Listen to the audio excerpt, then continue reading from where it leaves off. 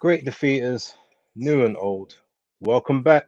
I believe this is episode 71 of The Breakdown with your hosts, BaseDaKID, Tony, the Pugilist Boy, and we are the children of the game.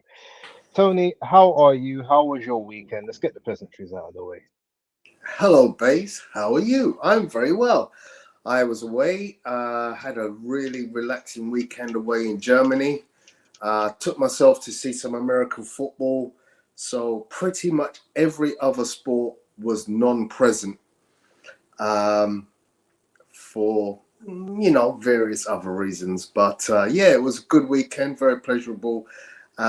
Pleased to be back. And yeah, looks like there was some very good action. One in particular very much took my eye this weekend on the catch up. How are Okay, you? right. Well, yeah. To be honest, it was pretty non-eventful. That being said, just before we carry on, because obviously I will probably get into that a little bit, I just need you to double check how is my sound, how is your sound. I need the chat to let us know is anyone sounding tinny, like computery, is anyone's camera looking, like 1990-ish. Like let us know just before we start. Get all of that correct. So from my end, you had a Just little for bit of lag just as you were speaking there, just a little bit, and there are just some tiny glitches, but that might not be for the rest of the paying public. So once again, as Base has requested, if you could just let us know what you see, guys.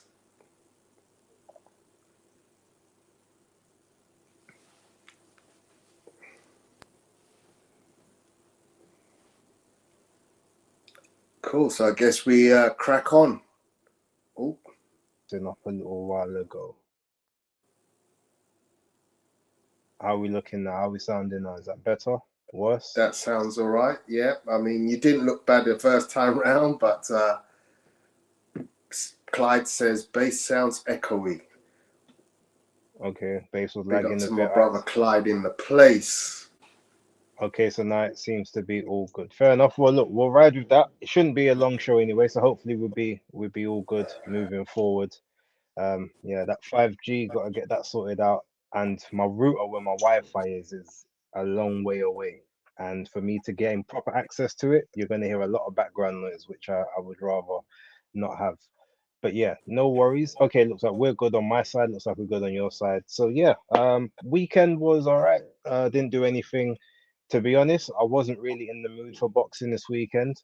So while I did watch a bit, I didn't watch any of it in the necessary homework type way that I usually do. Um, I was more interested in what was going on in Riyadh season, quite frankly. But yeah, we can talk about that another time or maybe off camera. But yeah, all good. Let's I guess we might as well get started. So Yes. before anything, as always, big ups to Untraceable, Fight Fan TV Live, Danny in the building, Philip Answer, big up to you every time. Dan the man, SC15, hardest working guy on X, always appreciated. Jonah 31, Tube Faddy, Clyde Gordon. Um, yeah, that looks like that's the main people for now. So bless up to all of you. Right, let's start off with Ajagba versus Goodall. Tony, I will sort of let you get your initial thoughts. 'Cause I don't know how much of it you watched. I have. I watched the whole thing. It's one of them fights that I saw the whole thing. But I just just remembered I left my notes in my bedroom. So give me 30 seconds. While I do that, I'm gonna start the highlights and I'll let you crack on. Oh Lord, all right. Okay, so Ajagba versus Goodall. So I watched it. I knew it was this was a rematch, I guess, from the amateur days. I believe it was the 2016 Olympics that they had their first match. Now, Joseph Goodall won that. I think he actually swept all three of the rounds, to be honest, in the amateurs. But with that being said, this fight was pretty much predicated on FA Jagba and the jab. Now, his jab is definitely developing into one of his best weapons. He's a bit he's still sort of a bit stiff in his movements. Nothing really seems that fluid, but his footwork and his positioning is getting slightly better. And but his jab, the way he pops to the head and also to the body, that stab jab to the body that he's developing thus far is quite definitely a thing that he's been working on, and it seems to be working for him. As you can see there, he does have the sort of the wilder-esque looping right hands at times when he gets sort of trigger happy, but I like the way how pretty much for the majority of the fight he stayed composed, and didn't try to sort of rush anything. He waited for Joseph Goodall to be in a vulnerable state, popping that jab and then following the backhand afterwards. Occasionally, when Goodall was dipping low to try and get on the inside, you would see Ajagba, as you can see there, shooting the uppercut. And ultimately, it was an uppercut that really hurt Goodall to begin with, which took his legs in the fourth round. Now he was hurt, but me personally, I did have an issue with the stoppage in the fourth. Not a massive issue, but I felt like, as you can see in that moment there, he's blocking and parrying a lot of the shots. Nothing's really getting through clean at that particular moment. Yeah, he's a little wobbly on his legs, but the last three punches, for instance, two of them roll off of his arms, and then he actually rolls under the last two, so nothing actually hits him. Um, and then the ref sort of jumps in as he's actually throwing his own shot, which you can see there. And I felt it was not a poor stoppage, but it was premature in my opinion. I felt like he could have been given a little bit more time. You can see there he's remonstrating with the ref, saying, "Look, I was okay. Like, you should have let me carry on." But that's how it happens. There you go. So it wasn't the Olympics; it was the Commonwealth Games 2014, not 2016. So yeah, that's pretty much that. Ajagba avenges the amateur loss as a pro, and he does it in clinical fashion. Much better performance from him than we've seen uh, of late. There's still some leaky defense moments where he's getting shot straight through the guard, not keeping his arms tucked enough or not dipping his head low enough to be able to hold the shots on the top of the gloves. But with that being said, he didn't get hit with much, and he didn't panic when he got hit either, which is a sort of, it's definitely a improvement over the last couple fights. But yeah, that's my thoughts on it. Okay, so I thought it was an okay performance from Ajagba in my estimation. I'm not going to go too high in terms of my assessment of his progress, because I don't believe he's going to ever get, in my estimation, top 10. He's one of them top 20 guys that carries decent power. Let's not forget, he doesn't knock Goodall down. It's just an accumulation of punches that causes the referee to stop the fight. And even as you said, you felt it was premature because Goodall was himself defending himself and trying to fight back. But it was just by accumulation of punches. Now, from the technical perspective, the things that I notice are that Ajagba doesn't move his feet very well.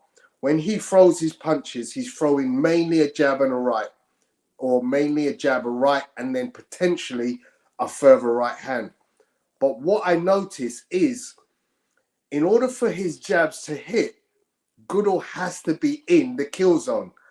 Now, the reason he gets hit mostly is because of timing, because Ajagba is good at timing his punches. Now, what he's doing is he's waiting for Goodall to know that Goodall's got to get inside of his jab. And as soon as he gets inside into that kill zone, that's when he lets his hands go. But what I've noticed that if you stand back just slightly in what I call thinking zone, thinking zone, striking zone, you think at one point you need to make one step forward to be into striking zone. But if you stay in that thinking zone, Ajagba's punches, all arm punches, don't hit you. And in the early rounds, for me, Ajagba's footwork don't move him into the striking zone from the thinking zone. And that was too often the case for me in this fight. There are certainly a lot of examples where you see him throw punches and they fall short because he hasn't moved his feet. But because Goodall is consistently trying to get himself into the kill zone where he can be effective, that's where Ajagba uses good timing to strike at the right time and catch Goodall. Rounds 1 and 2, very little by way of action. Goodall basically walking into shots. That's what I've written. He's actually walking into shots. He's using his face and the fact that his defense is very open, yeah, to put himself in a position where Ajagba can effectively just strike him in the face without having to move his own feet. Second round, Goodall starts up in the ante. He starts shooting the single shots. He did catch Ajagba at one point in round 2 with 2 flush overhand rights. I mean, he literally could not have thrown 2 harder, more prominent shots than these 2 shots. He caught Ajagba flush on the chin, like overhand right, bang, bang. And they had absolutely no effect on Ajagba. And it was at that point that you realized this guy cannot do anything to Ajagba tonight. And he's going to have no chance if Ajagba steps up his work rate and decides to turn it on. And I kind of felt like at that point, I looked at Goodall and thought he realizes himself that he actually has no chance, because I've just hit you with my 2 best shots in the second round where I'm, really in my work rate, and it's had no effect. Round 3 was where I saw Ajagba catch Goodall with the first hurtful uppercut. You mentioned round 4 where he turns it on and those uppercuts become regular. But the first one to me was round 3, because there was a punch, I think in the 3rd minute, where he caught him and the legs went kind of stiff, and it was like, ooh. And there wasn't another one before the end of the round. But that first one was for me in the 3rd round. But the 4th round is where Ajagba starts putting the punches with the uppercut. He goes uppercut crazy. And that's where he really starts to hurt Goodall.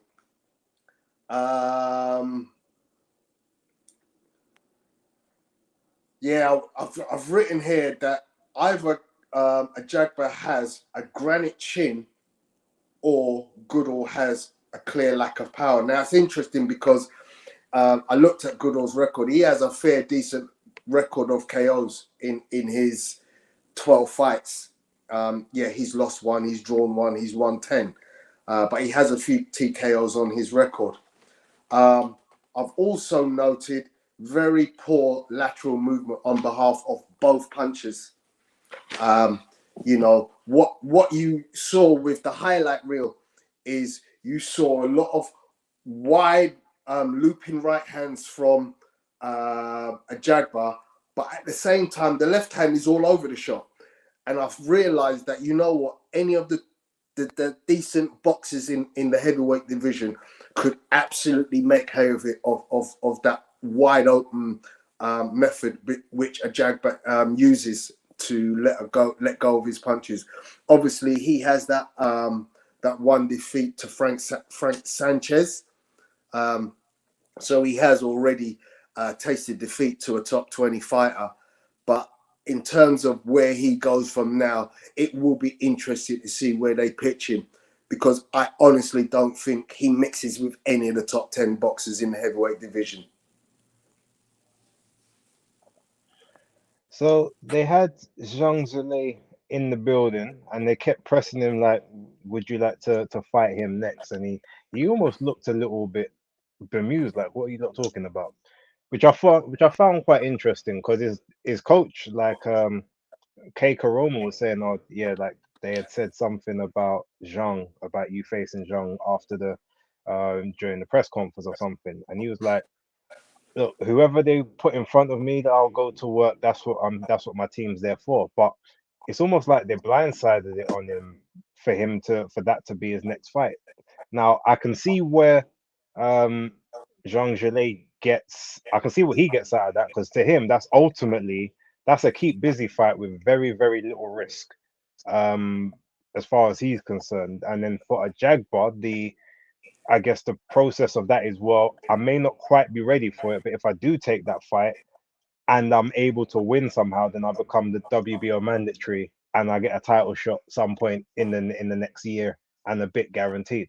So it makes sense from that point of view, but he's definitely nowhere near ready for that level of opponent yet. There's a lot of work that still needs doing. Whether you think he can ever reach that or not, I say at least give him the opportunity. He's doing well with the rebuild after the Frank Sanchez fight. Keep putting him in against like other like fringe contenders or up and coming guys for him to learn with. Then you give him a couple, one, two of the faded old, like the old war horses that will test you to find out if you're really ready for the next step.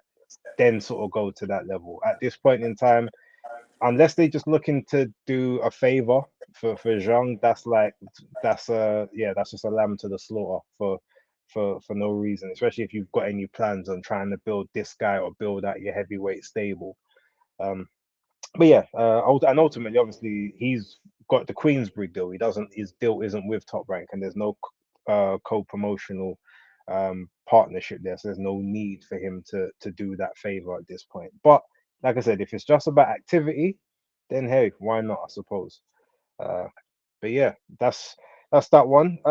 I didn't see. I've only seen the highlights of the Muratala fight. So if you've seen anything else of it, we can talk about it. If not, we can literally just talk about the highlight that will came up on YouTube. Okay, looks like Tony's uploading something. He's doing what he does at a time when he doesn't need to. Okay, let's what other fights was there on that card? Okay, so I also wasn't able to see the I'm Henley back. LeBron. Sorry. Yeah, so I have got a little bit of a breakdown of the Muratala Diego Torres Nunez fight with a bit of action. So I will break into that straight away. Go So ahead. this was the chief support on the Ajagba um,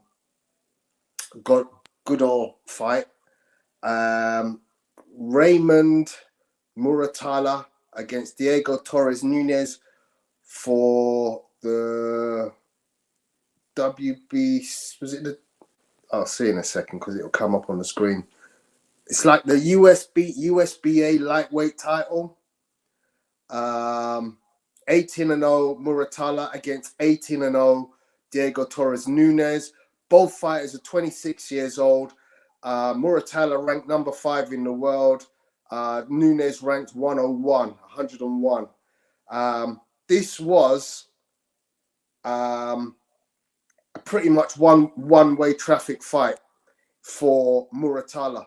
Muratala basically dominated most of the actions through 1 to 5, then stepped on the gas in round 6 and 7, where he absolutely teed off on Nunez all over the ring. He was literally punching him from pillar to post in round 6 and 7, and then essentially got the knockdown in round 8. The ref called it at that point without a need for Nunez to even have a chance of getting back off the canvas and seeing if he could do anything. As you can see here, it's all one-way work from Muratala. He's got Nunez in the kill zone, and he's basically coming at him with hooks and uppercuts, and he finishes him with a very speedy combination. He actually has quite decent hand speed. There you go. There's the knockdown. Now that doesn't look like the most sort of powerful knockdown, but it was enough to convince the referee that this fight was going to be over. Caught him with a beautiful left hook while standing in a somewhat precarious flat position. But as I said, at that point, there was nothing coming back from Diego Nunez. It was all one-way traffic from Raymond Muratala. As I said, when Nunez goes down, referee counts him. He gets up with plenty of time, but the referee's seen enough. This fight's only going one way, and he calls it a day. And as you can see there, he called out Devin Haney. he has the belts at 135. I want those belts, was his comment after the fight in the post-fight interview. He's nowhere near ready for that particular battle, but you know, you're in the boxing game, you're supposed to call out the champion, I guess. Overall, very good performance from Murala. Definitely raises his stock a bit, but you know, he's in a division with killers, and let's put it this way: he's not going to be in amongst those guys. He's, you know, I don't believe he's near ready to challenge any of the top sort of 6-7 guys in that division. Okay. All right. First one, just so, and someone pointed this out to me a couple weeks back. So I guess I need to respect them. In all the Spanish countries, when it's like a double L, that's almost like it's more of a Y sound. So they've said, no, you guys are always pronouncing things wrong. So it's not like Santillan, it's Santillan, Morataya. So yeah, so I'm just saying that for anyone who's watching, that we will start trying to pronounce these names correctly. Well, I normally try to anyway. But so yeah. Outside of that, interesting thing, Base. I actually speak Spanish. I have a GCSO level in Spanish. GCSO. Me llamo Antonio. Me gusta bailar. Sí, me gusta boxeo. Is it now? Es mi pasión. All right, say no more. By the way, I understood everything you said there, but there's no point having a GCSO in it if you're not pronouncing the names correctly. I'm just saying. And you know what? That's so funny you mentioned that, because yesterday's Monday Night Smoke with Lennox and the Adelaide was absolute. It was brilliant. I just thought it was so brilliant that, you know, he gave you your props for being the only person to say David Adelaide's name the correct way. And we do say people's names in you know, we kind of just get comfortable with, you know, our TV's, you know, just pronouncing names the way they pronounce it, and we just go with the flow. Yeah, I mean, that's what we do when you're in England, and we butcher names for fun. It's what we do, but say less. But no, well, with regards to that, two things. So yeah, with the knockdown, what you actually didn't see, it wasn't the left hook that knocked down Torres Nunez. It was actually a little short uppercut on the inside. That's what wobbled him and took him off balance, and then the other arm just kind of swept him off his feet. Now, I agree with everything you said except for the referee part, where you say that, oh well, the ref just kind of seen everything. That Nunez was firing back a little bit. Obviously, he was tucking up, he was taking shots, but the ref counts him. He gets up on the 9, and then from he gets up, the ref then says, okay, walk over there.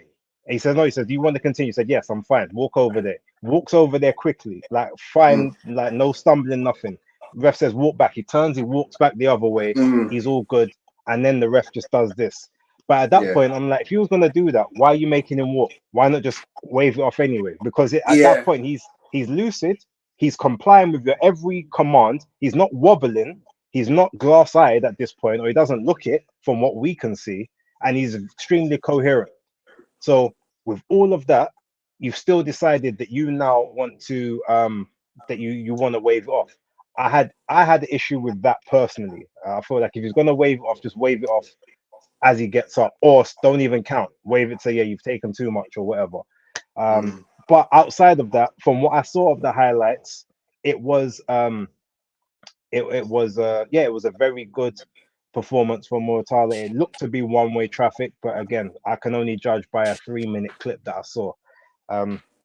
Yeah, okay, you call that Devin Haney, but ultimately, Devin is not at the division anymore, nor will he ever go back down there, no matter what he says. There's no chance. Those belts, as soon as the mandatories start getting called, he's lucky at the moment because there's no mandatories, but as soon as those mandatories start getting called, those belts will get dropped one by one, because he's never going to make 135 again. Yeah, and if he does, he probably... Actually, let me not even say the next sentence. It just would be an extremely bad look if he ever does try to make it anymore. But yeah, no, good performance. I think he is now in the WBO, like one of the prime slots at WBO. So I think he will wait for that belt to be called, and then he'll probably fight for a vacant title after that. But yeah, let's see what happens. See what happens with that. It's a good fight overall. Excellent. So yeah, let's go next. Okay, so I'm gonna refer to you because you saw the Macabu fight, did you? I didn't see. I saw highlights of it. Okay, so if you want to just give mention of that before we finish off with the Matchroom card in Monte Carlo, the Okay. 3 fights on there. So there's a couple of fights I think you want to mention about from the Yeah, Macabu card. just essentially. So the two main. There was three overall bouts there. There was Jonathan Guidry against, I think it was Carlos Escalera. Um, Guidry won. I think it was a fourth round KO. I think it was a fourth round. It might have been. It was either second or the fourth. Either way, um, yeah, he's basically holding his WBA ranking at the moment. He's like in the, I think he's 12th in the WBA, something like that. So yeah, he's gonna be a decent opponent for one of the guys to learn with. So I could see maybe like a Wardley or a Daniel Dubois or someone like that getting fighting him, because he's been in there with obviously Berman Stavern, he's been in there with Trevor Bryan, obviously Escalera now. He had another fight against another heavyweight who's fairly well known, whose name I can't remember at the moment, but he's a tough guy. So he should be good in the rankings, I'm assuming, some point in the future. You've got him. So then you had Cassius Chaney and Trevor Bryan. Obviously, Trevor Bryan was the A side in that, for whatever that's worth. I didn't see the entire fight, but he didn't look in shape, like almost as if he got thrown into the fight last minute. He definitely looked a lot heavier than when he fought Daniel Dubois. Uh, but punch resistance seems to either have gone totally, or he wasn't in a good way going into the fight. But either way, yeah, he got ironed out by Cassius Chaney in the seventh round, got dropped in the second, got back up, weathered the storm in the third, sort of came back into it a little bit in the fourth, the fifth, and the sixth with his boxing fundamentals, which I always maintained were actually pretty decent. They was all right. Um, and yeah, but ultimately in the seventh, I don't know exactly how it transpired, but he just found himself on the ropes in the middle of a clinch. He got himself out of range from one sweep and left hook. Then he got pushed back into the ropes. He leaned back all the way into him for some reason. Um, got fainted with a left, and then yeah, Cheney came in with a sweeping right hook, clipped him on the chin, out cold, slumped down the ropes, face first on the ground, and he was on the ground for quite a while. Got stretchered out of the ring. So yeah, again, I don't know what condition he was in, but he didn't leave the ring in a very good condition. I think he's apparently he hasn't got any feeling at the moment in his legs in the hospital. Like he's alert, but they said there's a lack of feeling. So I guess prayers that he makes a speedy recovery or that he's okay, but this could be probably the end of his career in boxing, and it's a career that unfortunately has been quite mismanaged. He had a good bit of momentum leading into 2018, and then from 2019 up until like 2022, I think he only had like two fights in like 3 years. Put on like 25 pounds of fat, and whatever's happened has happened. So yeah, hope we'll probably give a, what's it called, we'll try and give a update on that condition maybe at a later date to find, hopefully he's all right. But yeah, that's the situation with him. And then finally is the Noel Gavor against Alunga Makabu.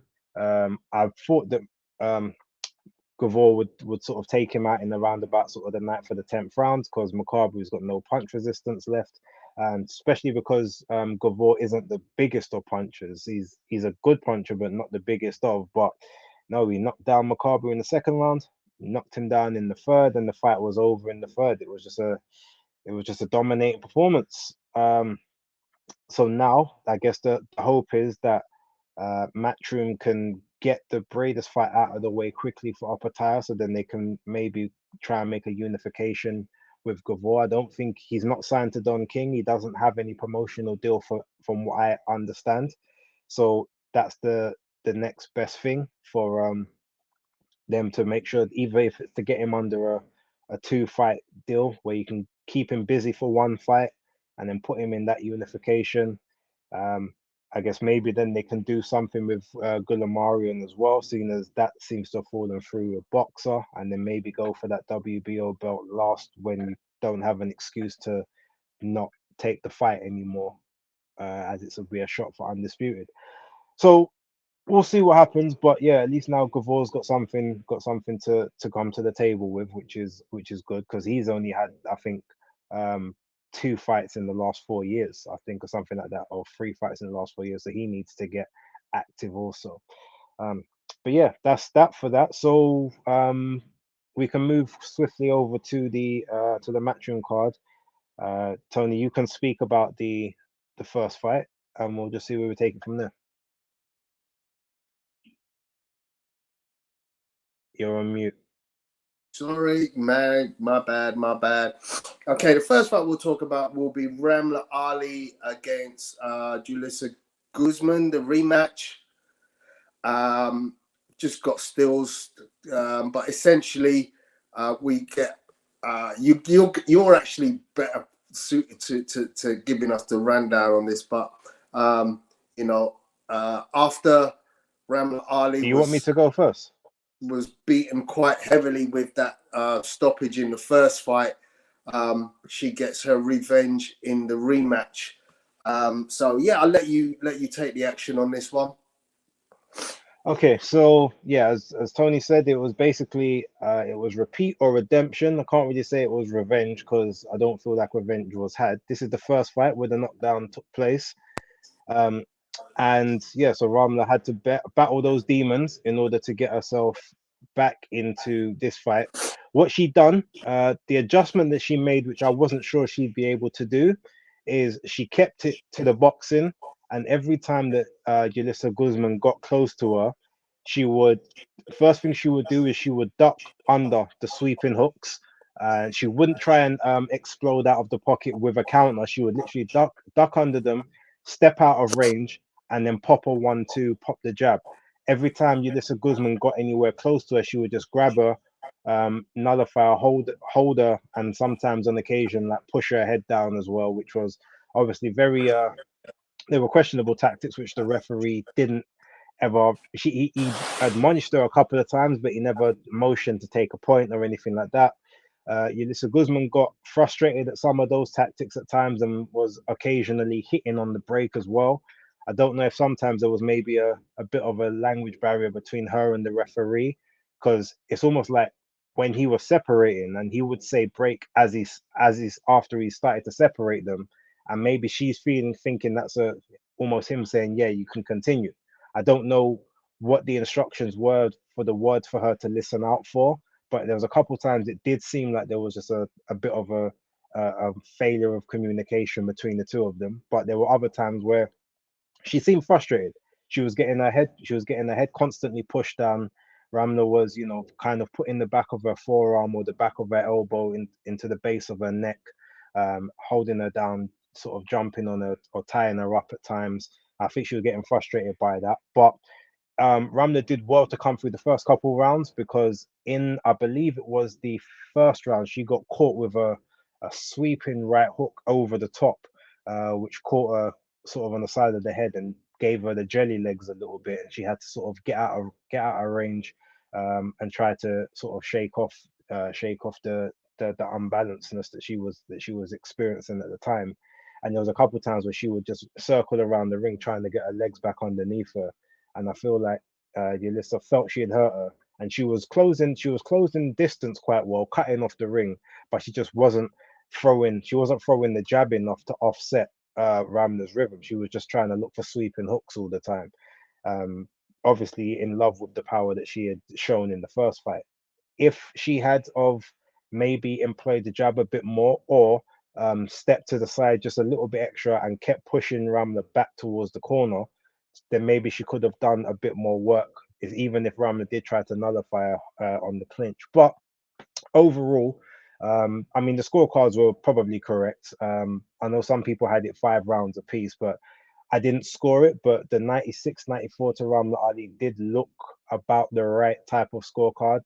The rounds that she lost, she was very badly hurting, or she was a lot worse for wear than the rounds that she won. But she was more active and she did control the pace of the fight a lot more. So it was a good redemption for her.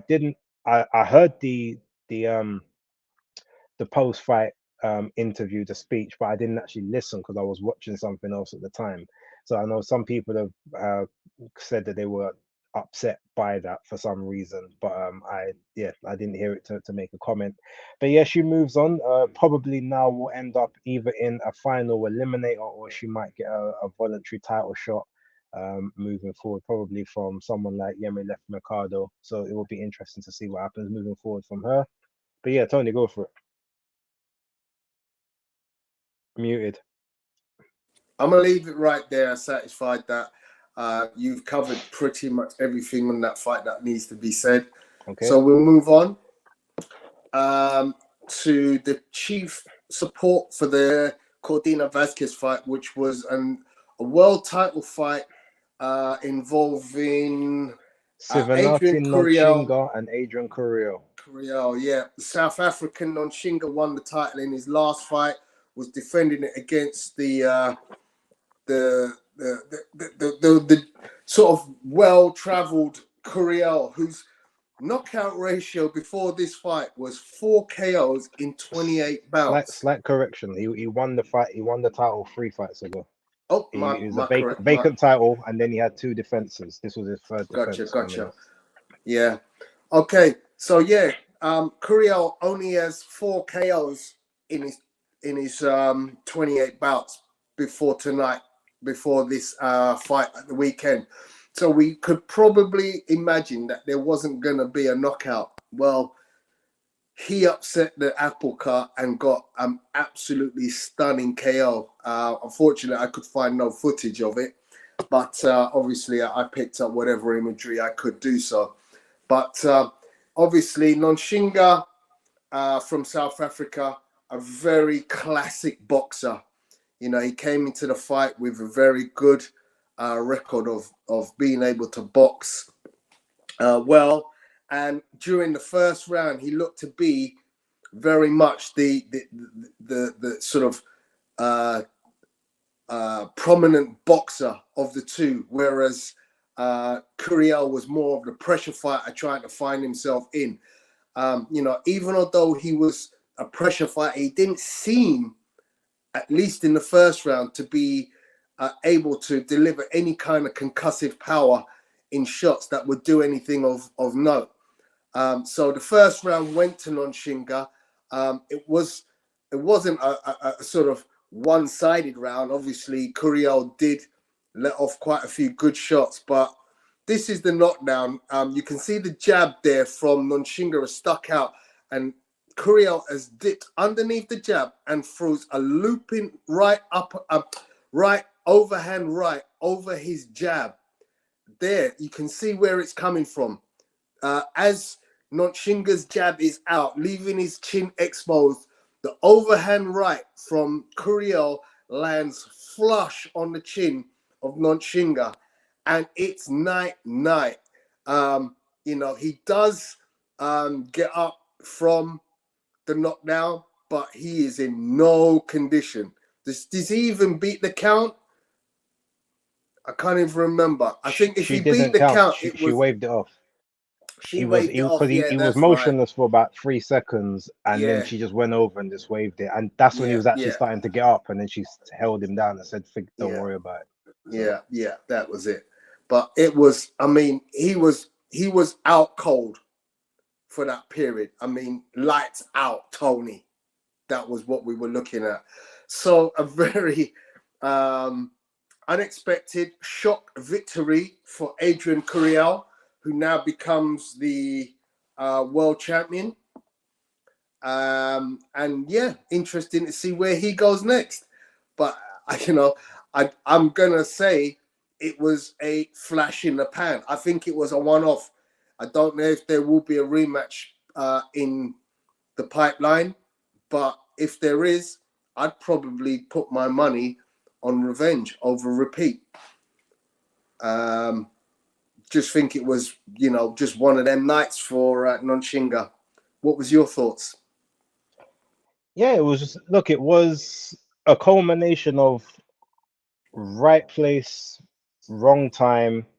Um, there was rumors that he has struggled, that he for the last two fights he had been struggling to make the light flyweight limit, and that he would, even though he wanted to become undisputed at this weight class, the feeling was, especially him being 24, his body's still growing.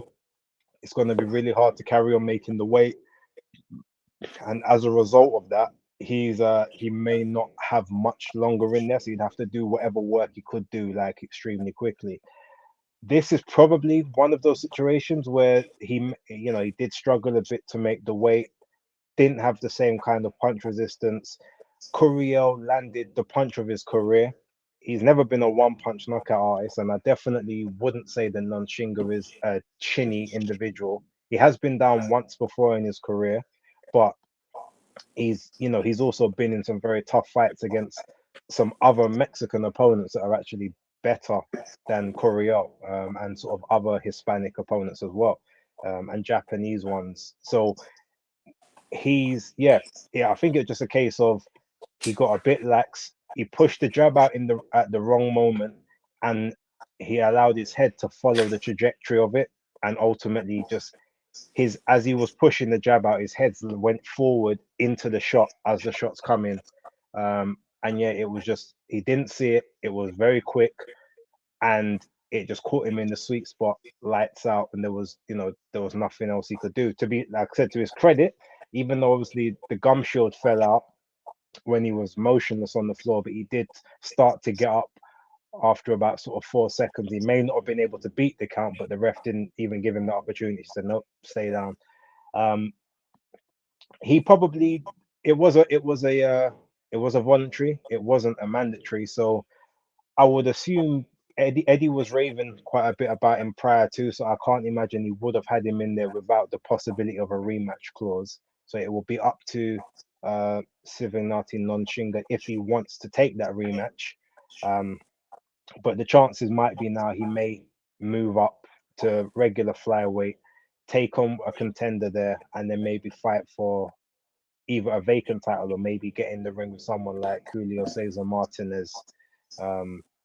Or yeah, probably that may be the safest bet moving forward. But yeah, that's pretty much it. It was unfortunate for him, but he's still extremely talented, and I think this is just going to be sort of a minor setback for a major comeback, because I do think he's a very talented fighter, and he didn't look like it was something that was going to weigh heavy on him. He's been in the trenches before, and he's come out the other side, so I think he'll be okay. So yeah, that leads us on to our final fight of the night, which was the headline from that Monte Carlo card, which was the first defense for Joe Cordina of his IBF junior lightweight title. 16-0 Joe Cordina, 31 years old, fighting Edward Vasquez, 28 years old, the Mexican American with a record of 15 wins, one loss, no draws. Joe's first defense, because he hadn't boxed in a while due to injury, was fought in a 300 capacity arena in Monte Carlo. So yeah, the setting looks very grandiose. Obviously, you see the chandelier right above the center ring. There were only 300 people there, but yeah, boxing in Monte Carlo is not a new thing. It's been going on there for decades, centuries maybe. But it's very unusual, of course, to see in that setting a world title when, normally you're looking at people trying to sell out their hometowns and the likes of. But big up to Eddie Hearn for, you know, doing things that you know, not always are bulk standard. So it was an interesting fight. This was definitely, for me, fight of the weekend. This was a proper barnstormer, but it's kind of a fight of two halves because, you know, I'll say it for nothing. I absolutely love and adore Joe Cordina as a boxer. I think he's a fantastic boxer, and I actually think he's possibly our best boxer in the United Kingdom. So I was pretty confident watching this, that, you know, or before the fight, that, you know, Joe would put on an amazing display and take care of business. Obviously, I didn't watch it live because, as I said, I was away in Germany.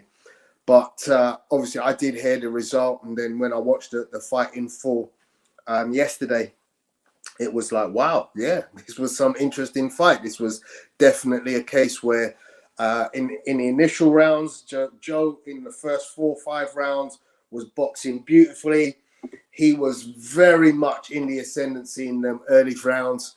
It looked like, you know, if he just carries on at the same sort of rate, picking the beautiful shots, hitting Vasquez with beautiful body shots. I mean, Joe has a beautiful way of putting his shots together. You know, 1-2, hook to the body, left uppercut, right to the head. You know, I literally, if I was to show my boxing children that I train, you know, Joe Cordina all day, I could barely go wrong because he fundamentally has everything on point. Great footwork, moves in, moves out, good defense, you know. So as I said, for the first 4 or 5 rounds, it looks like a Joe Cordina clinic. Not to say that Edward Vasquez is not in this fight, but it's definitely Joe Cordina who's forcing the pace, who's setting the pace, and is, you know, very much more the accurate boxer, hitting his opponent with some beautiful shots with both hands. You know, he literally has power in both hands. He's got a beautiful left hook. He's got a beautiful backhand right. You know, no matter what he does, it looks good. In fact, I've omitted to play the little bit of pictures that I've got. So again, no actual video footage was available for me to be able to take. But, you know, a fight that was, you know, very much one-sided up until about the 5th to 6th round. And then in those first 4 or 5 rounds, what you see is Joe's picking great shots, but Vasquez is, every time he's hit, he comes back with something. Now, Joe was quite good in the way he moved around Vasquez's retorts. Every time Vasquez would come back with something, Joe would be out of the way. So Vasquez kind of had to change his game plan. And by the 6th round, 7th round, you can see that he's now negating that footwork that Joe's been employing so effectively up to that point. And he's getting into the position where he can actually tag Joe with very quick flurries. And that's what he's trying to do.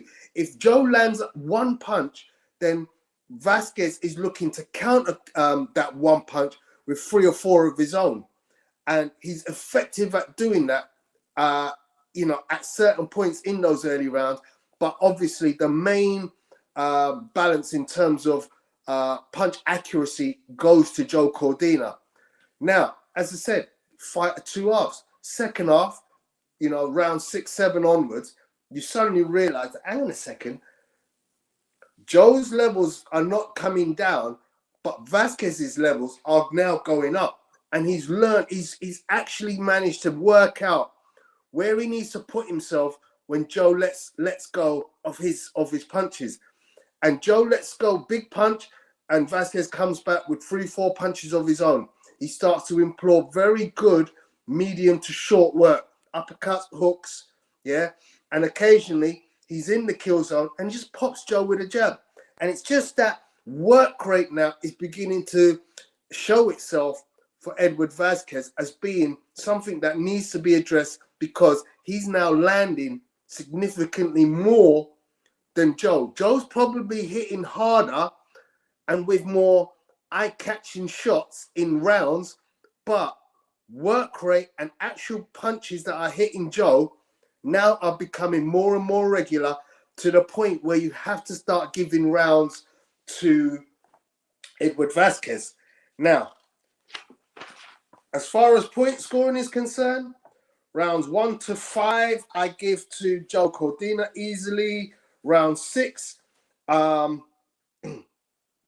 have to give that to Vasquez, because I said in round 6 he utilized some very good defense, because he's got a very high guard. Now what he does is he realizes Joe likes to shoot the right hand, so he starts to put up his left guard and say, right, no matter what I'm going to do, this hand is going to remain here, high.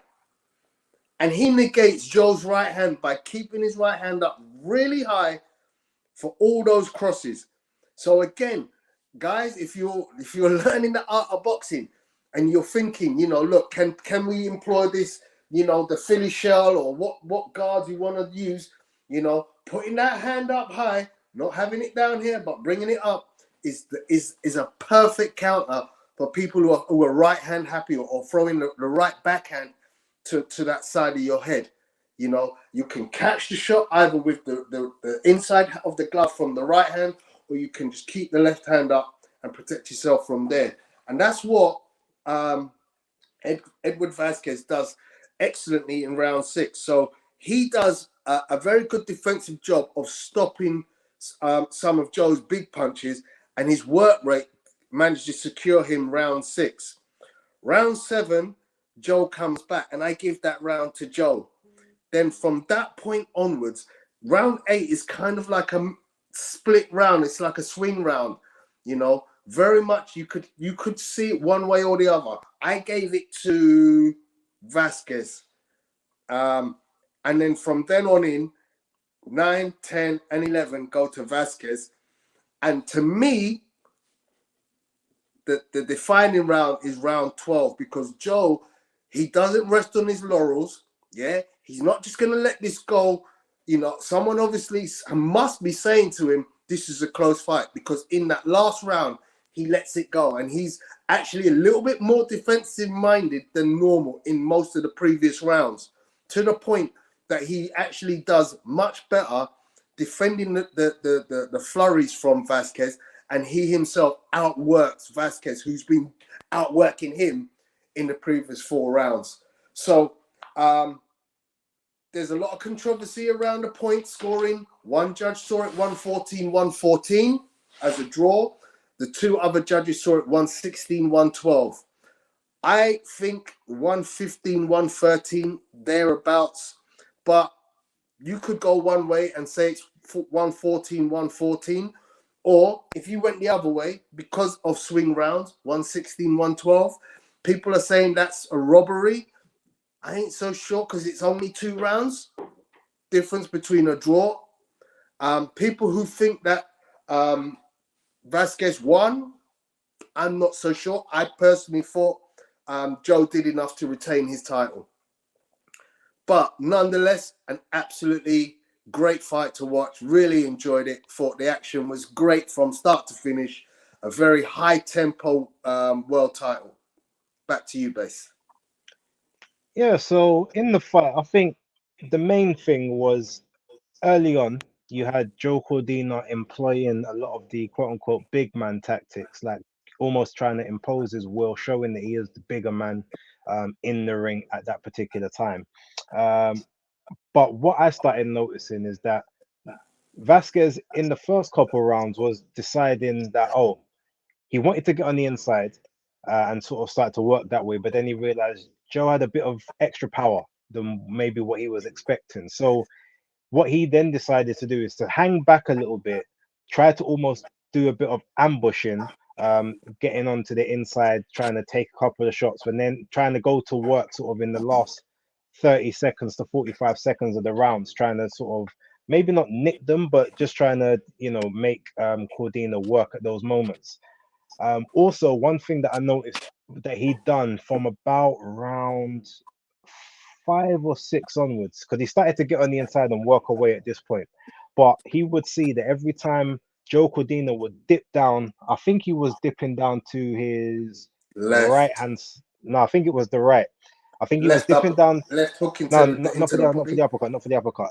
I think he was dipping to his right side to try and catch Vasquez underneath the arm. And what Vasquez started noticing, obviously, as you've said, one thing that he was doing on the opposite side was keeping the left hand up to sort of block some of the shots there. But at this point, he started to see when Cordina was about to make that move towards his right hand side, and he was coming over the top with his left, and actually catching Cordina as his head is tipping downwards and pushing it down further, and actually not so much knocking him off balance, but he was doubling impact, and he kept exploiting when Cordina started doing that later on in the fight. And I did it a couple of times on the right hand side as well, but I noticed it primarily from the left.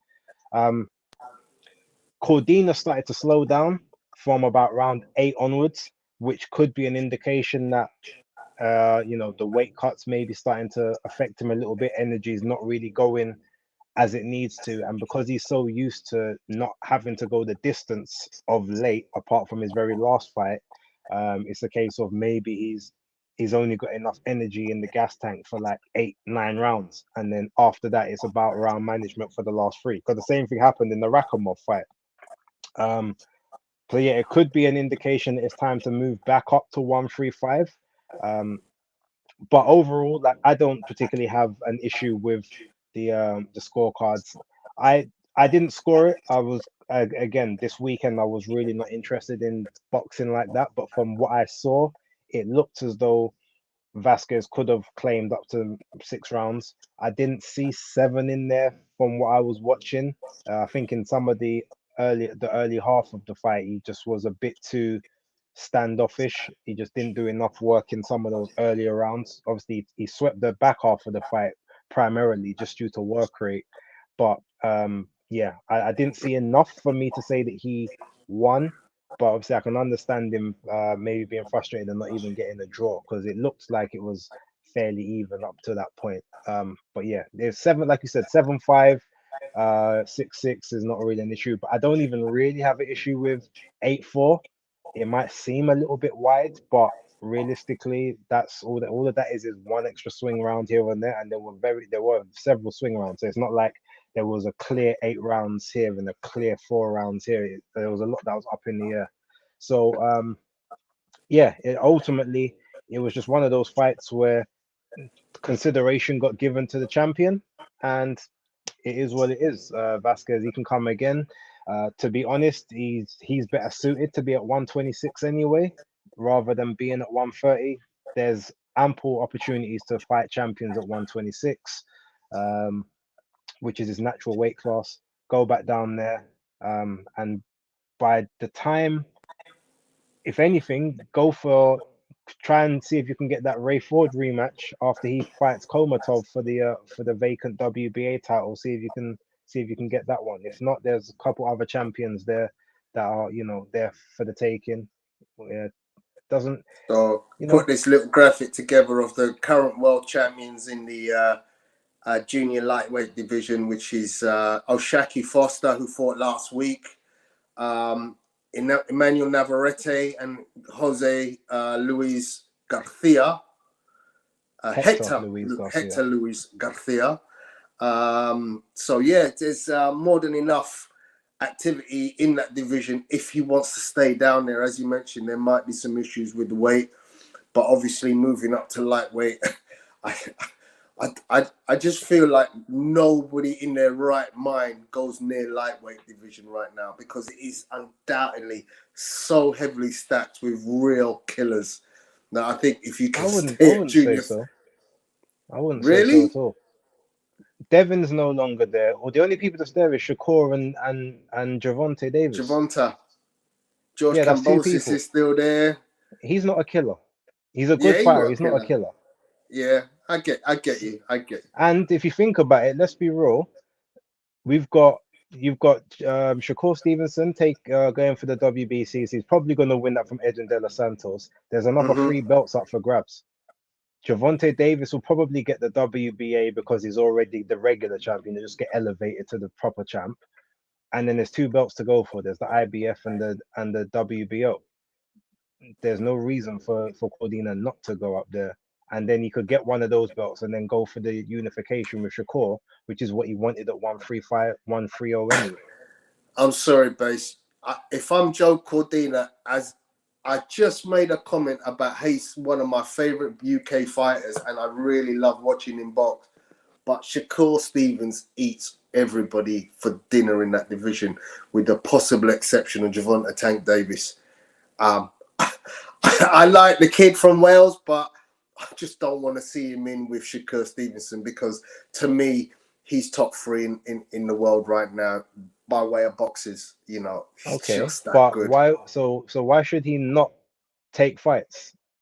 Okay, the lightweight division contains Gervonta Tank Davis, Shakur Stevenson, Vasyl Lomachenko, Raymond Muratalia, William Zepeda, Frank Martin, Jermaine Ortiz, Isaac Cruz, George Kambosos. You know, just that group of fighters alone.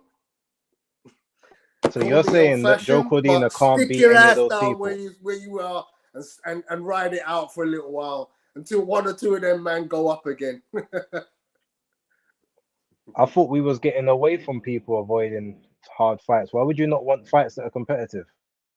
Listen, I mean, I love competitive fights. I mean, you know, look, we as boxing fans, we dream of those fights and those matchups. But at the same time, I'm also a realist. And if I'm the manager of Joe Cordina, if it was me, I'm keeping them away from those killers at lightweight. I'm saying, listen, there's 3 other very good, potential good fights. I mean, Manuel Navarrete, that's a great fight. He's going up to 135 as well. He's not staying at 130. Yeah, but you know what? While he's still down at 126, if you can, 130. If you can get a match up there, do it. You know, Hector Luis Garcia, that's a match. That's a good fight. Take that. Tony, did you see how he looked on the scales? I see what you're saying. I understand that. He's at most he's got maybe one. Danny from Fight Fans said on the chat, you know, look, the same thing that we're applying to Joe Cordina is the same thing we apply with relation to you know, Devin Haney. Devin Haney looked to all accounts and purposes completely drained in his first fight against Kambosos, but he's come back twice since then and looks healthy. But he's now gone to 140, and he ain't coming back down. Down. I get that. He's never going to come back down. I agree. But what I'm saying is, if Joe can stay at 130, let him stay at 130 until such a time that, you know, he can go back, that he has to go up to 135.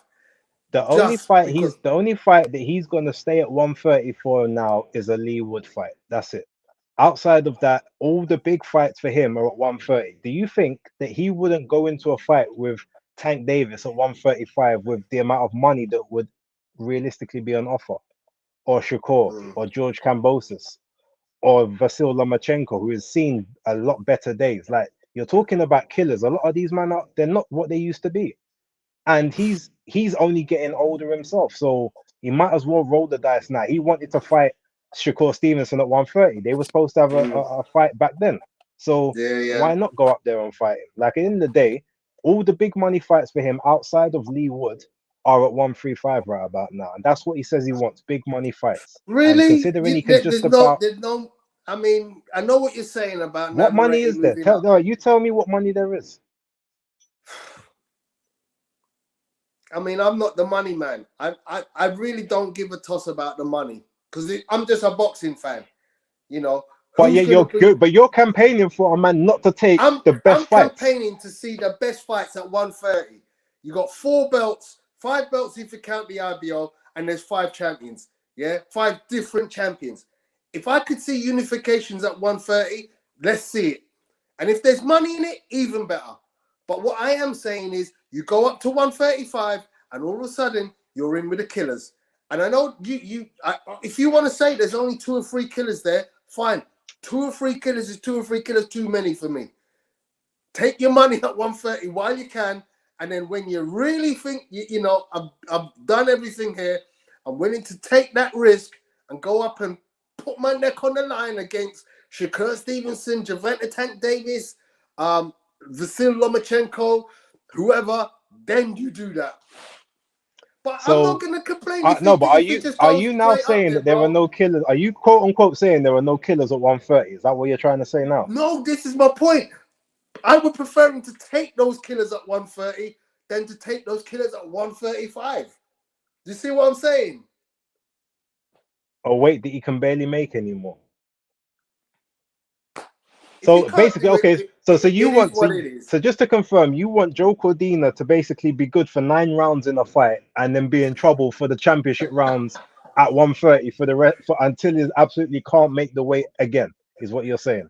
Because let's not forget, No, he I don't started want his that. career at 135. He moved I down, get it. I so get it. his body is naturally is too big to stay there. But you want him to If stay that's there for 9 good that's the rounds. way it is, if that's the way it is based, then fine. I'm happy with him to move up. I just say if he can stay at 130, that would be my choice. Now, I got a question to ask because Danny thinks I'm drinking some Shakur juice or something. Now, there was some comment earlier about your face when I mentioned about Joe Cordina being my favorite UK I don't boxer. really remember. I saw him write that, but I don't remember me doing or saying anything like that. But I didn't even hear that comment. But So it's a fair, it's a question that I'd like to bring to the table very quickly because we have now finished the nights and we have been talking about Joe Cordina. Where do you rank Joe Cordina right now in amongst the British fighters? You know, of all weight divisions are we talking about just the champions or in general? in general. I like Um, Sonny Edwards as well, and I'm guessing you're about to say Sonny Edwards, but yeah. I'd say I'd put him in the. He's in the top 5. Mm-hmm. Um, argument to say he could possibly be in the top 3. Mm-hmm. But he's no worse than 5. But he's Okay. one of the better guys in the British Cool. rankings. And again, I'll put you on the spot in no order. Not asking you Hmm. to put 1, 2, 3, 4, but who are the other boxers that you would say top 5 fighters right now? Okay, so Sonny Edwards. I agree. Um, I would put I'd put Lee Wood in there. I'd Okay. put Joe Cordina in there. Mm-hmm. I would put um I'd put Richard Riakporhe in there. And Whoa, yeah, I'd put Richard Riakporhe in there. that's And a I big would shout. put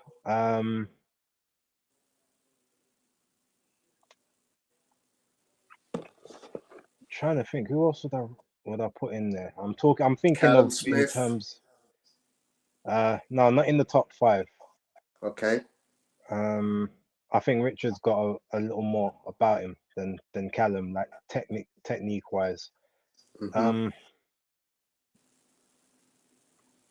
I can't really think of a 5th one off the top of my head, to be honest. There's a good crop there, but off the top of my Mm-hmm. head, I can't really think of who I'd be confident having at number 5. Okay, cool. All right. Well, that's my question answered. Thank you very much for that. I think we pretty much see. Fight Fan Danny comes in with an interesting one. Michael McKinson. I mean, Wow, technique wise, he's that's way out there. That's like putting O'Hara Davis in there to me. well. To be fair, you know what? Maybe Jack Catterall might have to take a 5th spot. That's an Because interesting shout. he hasn't really done anything wrong to You're not be in absolutely that right. 5. So He's looked fantastic of late. if we're just talking of like eye test and skill wise, but Richard Riakporhe's more for the body of work as opposed to the actual, Mm-hmm. but it's because he's made massive improvements over the last 3 years. But obviously there's other things that you could possibly say as well. But yeah, that's maybe what I'd say. Cool. That'd be my 5. Can we answer Clyde's question about Riakporhe? I did watch the October Red interview where he basically laid that out exactly why Riakporhe hasn't been given a title shot. For those of you who don't follow October Red Media or October Red TV, she has a wonderful boxing channel, and today she uploaded a full interview with Richard Riakporhe, which is definitely worth a watch.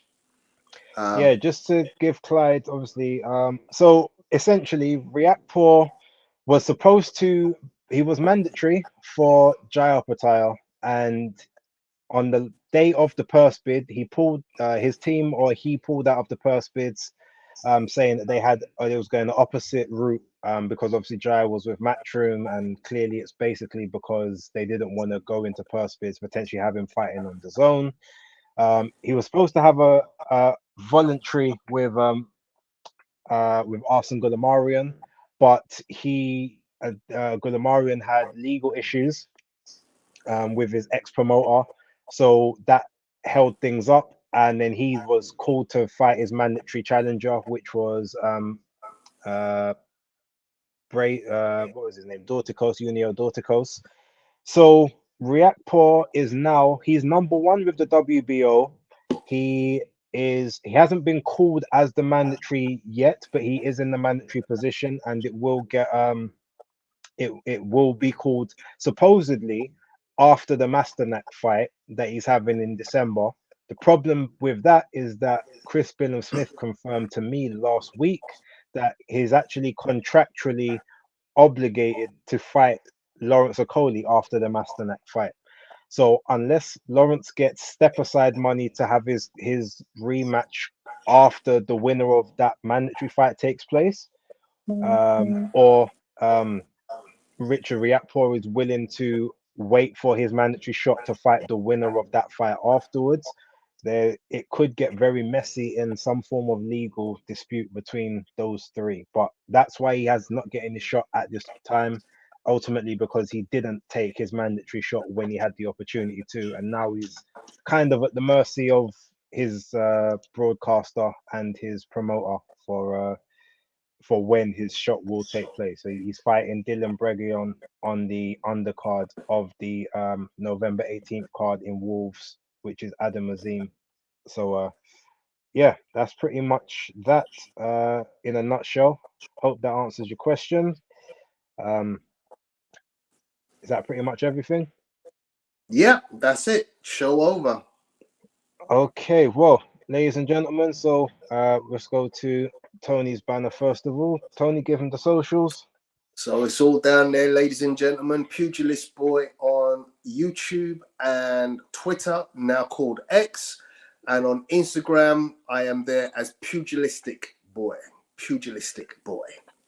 And as for me, as you can see there, BaseDaKID, the hardcore casual on YouTube. Should be one or two videos on from the morning time. Got a couple things I need to record.